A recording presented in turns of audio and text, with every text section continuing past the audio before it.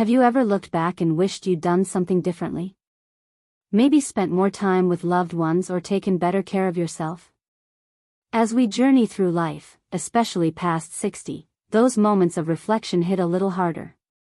On Happiness After 60, we're here to help you live with joy and purpose, no matter your age. Today, we're diving into the 5 biggest regrets people over 60 often share, and how you can avoid them. These aren't just lessons, they're a roadmap to a life filled with fewer what-ifs and more "I'm glad I did." Let's start with the first regret: not prioritizing health sooner. It's easy to think you're invincible when you're younger, but many folks wish they'd started healthy habits earlier. Things like eating balanced meals or walking daily can seem small, but they add up. Take my friend Susan, who started a 20-minute walk every morning at 65. She says it's like a daily dose of energy and clarity. It's not about running marathons, it's about consistency. Try swapping one processed snack for a piece of fruit or taking the stairs instead of the elevator. These choices build a foundation for vitality. The second regret is not staying connected with friends and family. Life gets busy, and before you know it, years pass without a call or visit. Reach out to an old friend this week, maybe over coffee or a quick chat. Those moments create memories that last. Speaking of connections, let's explore how holding on to grudges can weigh us down next. Carrying resentment is like lugging around a heavy backpack. It slows you down and steals your peace.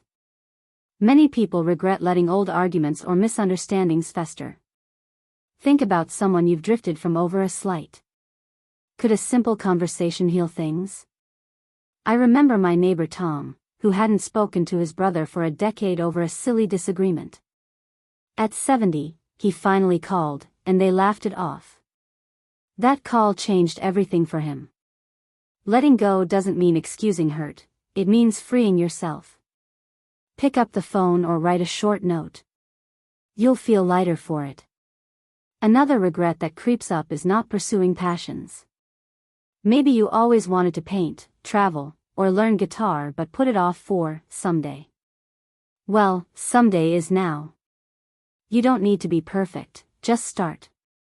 Sign up for that community art class or plan a weekend getaway. Small steps lead to big joy. My aunt took up gardening at 68, and her backyard is now her masterpiece. What's one thing you've always wanted to try? Let's keep that spark alive as we move to the next regret, which is about how we spend our time. Time is our most precious currency, yet so many regret wasting it on things that don't matter. Maybe it's hours spent worrying or scrolling through screens instead of living fully. Imagine swapping 30 minutes of TV for something meaningful, like journaling, volunteering, or calling a grandchild. One viewer, Linda, shared how she started volunteering at a local library at 62.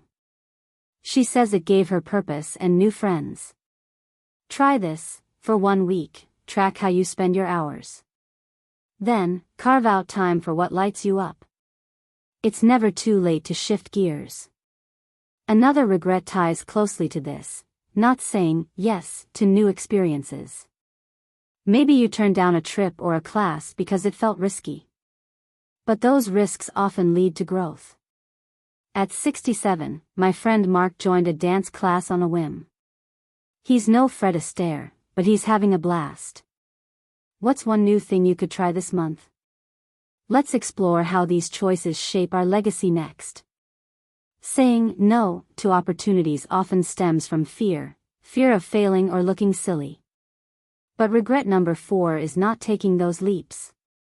People wish they'd embraced more adventures, whether it's moving to a new town or starting a small business. You don't need to climb Everest, just say yes to something outside your comfort zone.